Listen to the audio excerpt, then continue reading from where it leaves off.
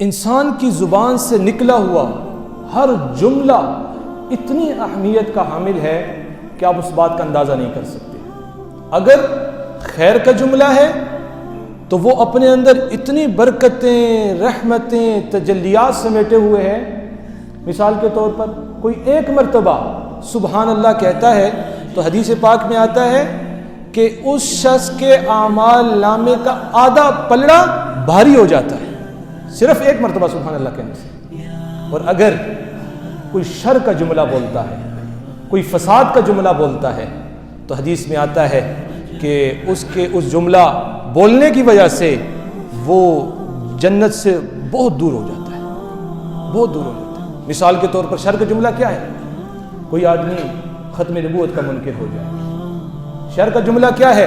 کوئی آدمی انبیاء کی توہین کرے۔ شر کا جملہ کیا ہے؟ کہ کوئی آدمی صحابہ کی توہین کرے۔ یہ شر کا جملہ ہے۔ کوئی بولے گا پہلے تو وہ حالت ایمان سے نکل کر حالت کفر میں چلا جائے گا، یہ کوئی بولے گا تو انسان کی زبان سے نکلا ہوا ہر جملہ بہت اہمیت کا حامل ہے۔ اب خیر کا جملہ تو ہمیں پتہ ہے کیا ہے، اب شر کا جملہ کیا ہے؟ شر کا بول کیا ہے؟ کہ کسی کی غیبت مت کرو، کسی کے اوپر بہتان نہ لگاؤ، کسی سے جھوٹ مت بولو، کسی کے اوپر تہمت نہ لگاؤ، کسی کے بارے میں غلط بات نہ کرو، فسق و فجور کی گفتگو نہ کرو۔ یہ شر کا جملہ ہے۔ غیبت کے بارے میں تھوڑا سا بتاتا چلوں، غیبت کسے کہا جاتا ہے؟ ایک صحابی رسول آتے ہیں جناب رسول اللہ صلی اللہ علیہ وسلم کے پاس اور عرض کرتے ہیں یا رسول اللہ غیبت کیا ہے؟ یہ شر کا جملہ میں آپ کو بتا رہا ہوں، غیبت کیا ہے؟ تو رسول اللہ صلی اللہ علیہ وسلم فرماتے ہیں ذکرک اخاک بما یکرہ، کہ اپنے بھائی کے پیٹھ پیچھے اس کا ایسا ذکر کرنا کہ اگر وہ سن لے تو اسے تکلیف ہو، یہ غیبت ہے۔ تو صحابی رسول نے دوسرا سوال کیا، کہا یا رسول اللہ ان کان فی اخی ما اقول، جو کہا جا رہا ہے وہ اس میں پایا جائے تب بھی غیبت ہے؟ تو رسول اللہ صلی اللہ علیہ وسلم نے فرمایا ہاں تب ہی تو غیبت ہے۔ اگر ایک چیز کسی میں نہیں پائی جا رہی اور آپ کہہ رہے ہو یہ تو بہتان ہے، یہ تو غیبت سے بھی بڑا گناہ ہے، تو یہ ایک گناہ بھی زبان کے فسادات میں سے ہے۔ اور اللہ رب العزت نے تو اسے تعبیر کیا ہے کہ اَيُحِبُّ أَحَدُكُمْ أَن يَأْكُلَ لَحْمَ أَخِيهِ مَيْتًا فَكَرِهْتُمُوهُ، کیا تم میں سے کوئی بندہ یہ بات پسند کرتا ہے کہ وہ اپنے مردہ بھائی کا گوشت کھائے؟ اللہ اکبر۔ غیبت کے بارے میں کیا کہا جا رہا ہے کہ کیا تم میں سے کوئی یہ بات پسند کرتا ہے کہ وہ اپنے مردہ بھائی کا گوشت کھائے؟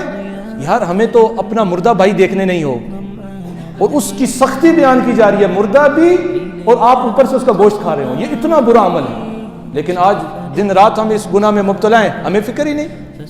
بلکہ میں کہتا چلوں کچھ لوگ تو اس پہ دلیلیں دیتے ہیں، کہتے ہیں مولانا منہ پہ بھی کہہ سکتے ہیں۔ بھائی آپ تو بڑے تگڑے ہو، آپ لوگوں کے منہ پہ بات کر لیتے ہو، لیکن کیا آپ کے سامنے جناب رسول اللہ صلی اللہ علیہ وسلم کا وہ فرمان نہیں کہ جس میں جناب رسول اللہ فرماتے ہیں من عیر اخاہ بذنب لم یمت حتی یعملہ، کہ جو اپنے کسی بھائی کو آر دلانے کے لیے، ذلیل کرنے کے لیے، اس کو معاشرے کے سامنے نیچا دکھلانے کے لیے اس کے کسی گناہ کا تذکرہ اس کے سامنے کرتا ہے، رسول اللہ فرماتے ہیں اس کا مقصد آر دلانا ہے دوسرے کو، تو اس انسان کو اللہ تب تک موت نہیں دیں گے آر دلانے والے کو جب تک خود اس کو اسی گناہ میں مبتلا نہ کر دے۔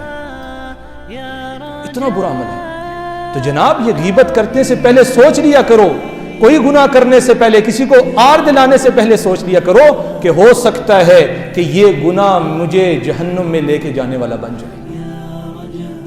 اسی طرح جھوٹ کا گناہ ہے جس کے بارے میں فرمایا لعنت اللہ علی الکاذبین، کہ جھوٹوں پر اللہ کی لعنت، یہ بھی شر کا جملہ ہے۔ اور ہم دن رات یہ جملہ بولتے ہیں اور معذرت کے ساتھ، بڑی معذرت کے ساتھ، کہ آج ہمارے یہاں پر اکثر لوگ پراپرٹی سے وابستہ ہیں، اکثر لوگ پراپرٹی سے وابستہ ہیں، تو ہمارے یہاں پر کتنا جھوٹ بولا جاتا ہے۔ میں یہ نہیں کہتا کہ سب برے ہوں گے، بہت سارے اچھے بھی ہیں، بہت سارے اچھے بھی ہیں، لیکن اس کام میں جھوٹ بولا جاتا ہے۔ اور کسی سے کہہ دیا جائے نا کہ جناب جھوٹ نہ بولو تو کہتے ہیں مولانا کاروبار نہیں چلتا جھوٹ کے بغیر۔ اور دوسری طرف آتے ہیں کہتے ہیں مولانا دعا کریں کاروبار نہیں چل رہا. یار تم نے تو اللہ کی لعنت کو خود سمیٹ رہے ہو. الا لعنت اللہ علی الکاذبین، جھوٹوں پر اللہ کی لعنت ہے. تو ایک طرف ہم خود اللہ کی لعنتیں سمیٹ رہے ہیں تو دوسری طرف ہمارے کاروبار کیسے چل سکتے ہیں؟ ہمارے کاروبار میں برکت کیسے آ سکتی ہے؟ بعض اوقات ایسا ہوتا ہے مال آ رہا ہوتا ہے لیکن وہ اتنی جلدی سے جاتا ہے کہ انسان کو پتہ نہیں لگتا. تو جھوٹ کے مال میں برکت نہیں ہے، آئے گا اور چلا جائے گا. تو میں یہ کہہ رہا تھا کہ یہ بھی زبان کا شر ہے، یہ بھی زبان کے اندر ایسی چیز ہے کہ جس کی وجہ سے انسان کو نقصان ہوتا ہے. اور تیسری بات یہ کہ اگر کسی سے آپ نے خیر کی بات کرنی ہے، مثال کے طور پر کچھ لوگ کسی سے ہمدردی کی بنا پر کوئی بات کہنا چاہتے ہیں، اخلاص ہوتا ہے، تو جناب کبھی بھی مجمع کے سامنے یا 4-5 لوگ کھڑے ان کے سامنے کسی کو ذلیل نہ کرو نام لے کر کہ فلاں تو ایسا ایسا ایسا ایسا. اور اکثر یہ ہوتا ہے کہ کچھ لوگ اگر نیکی پر لگتے ہیں تو لوگ کہتے ہیں اوے ہمیں پتہ ہے تو کیسا تھا، سو چوہے کھا کے بلی حج کو چلی. یہ جملے اکثر آپ نے سنے ہوں گے کہ جو لوگ نیکی کی طرف آتے ہیں لوگ انہیں تانا دیتے ہیں، ہمیں پتہ ہے تو کیسا رہا ہے، تو ہمیں آج تبلیغ کرتا ہے، تو آج ہمیں نیکی کی بات کرتا ہے. یہ اکثر ہم سنتے رہتے ہیں. تو میں ان بھائیوں سے کہتا ہوں کہ جناب یہ تو جناب رسول اللہ صلی اللہ علیہ وسلم کا طریقہ نہیں تھا دین کی بات پہنچانے کا، خیر کی بات پہنچانے کا.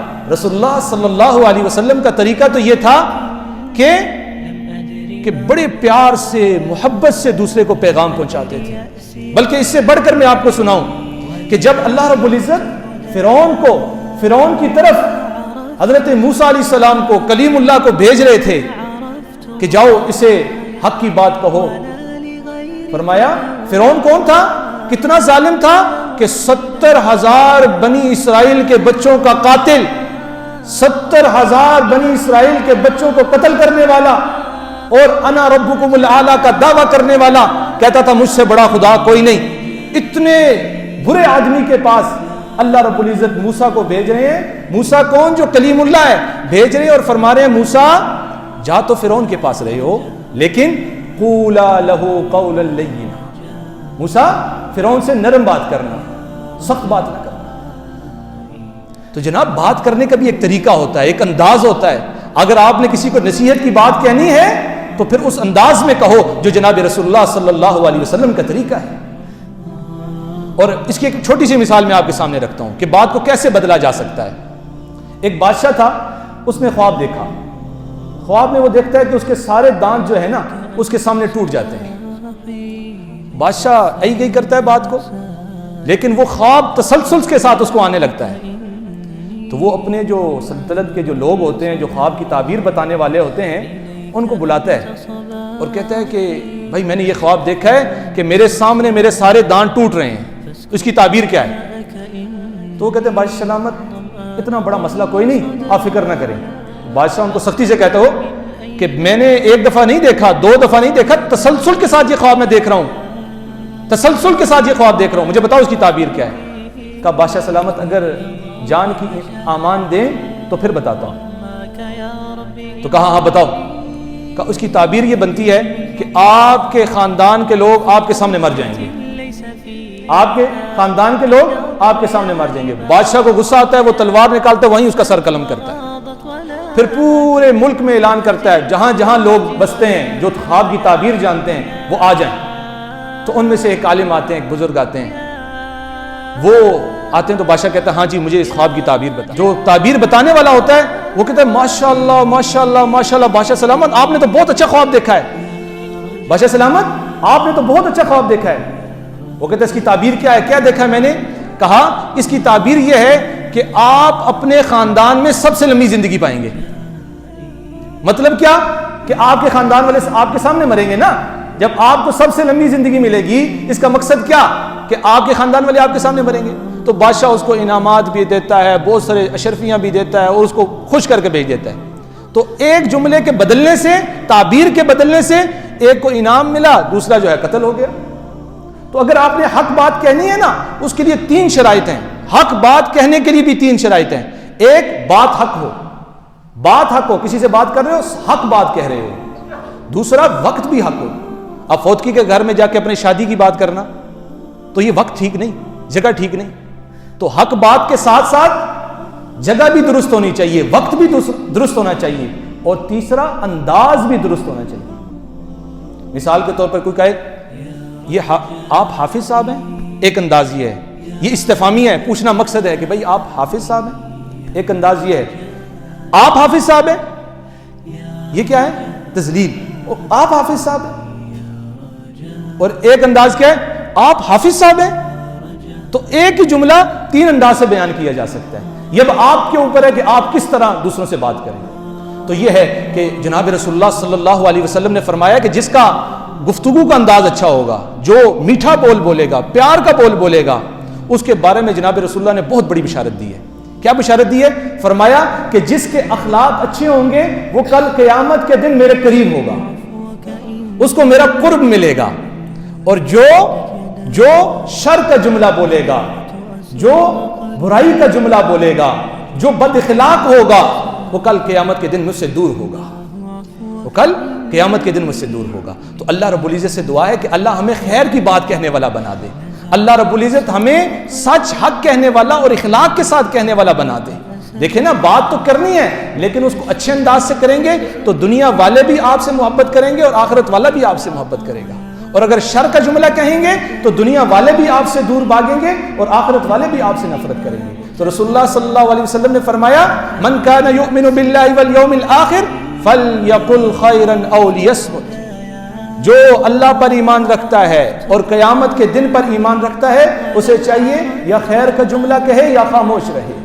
تو ہم یہاں سے یہ چیز لے کر جائیں کہ آج کے بعد کم از کم اپنی زبانوں میں جو تلخیاں ہیں، اپنی زبانوں میں جو کڑواہٹیں ہیں، ہم آج کے بعد اس کو کم کریں گے، ہم لوگوں سے پیار سے بات کریں گے، اور ہم یہ 2017 یہ پورے ملک کو یہ پیغام دے گا یہاں پر حسن اخلاق والے لوگ رہتے ہیں، یہاں پہ اچھا بولنے والے رہتے ہیں۔ اور یاد رکھو کہ ایک جگہ اگر لاکھوں چراغ پڑے ہو نا اور سبھی بجھے ہوئے ہوں تو ان کا کوئی فائدہ نہیں، اور اگر ایک جل جائے نا وہ لاکھوں کو جلانے کی صلاحیت رکھتا ہے۔ تو کیا ہی خوبصورت بات ہوگی کہ یہ 2017 سے یہ چراغ جل جائے جو پورے پاکستان میں نہیں بلکہ پوری دنیا میں پھیل جائے۔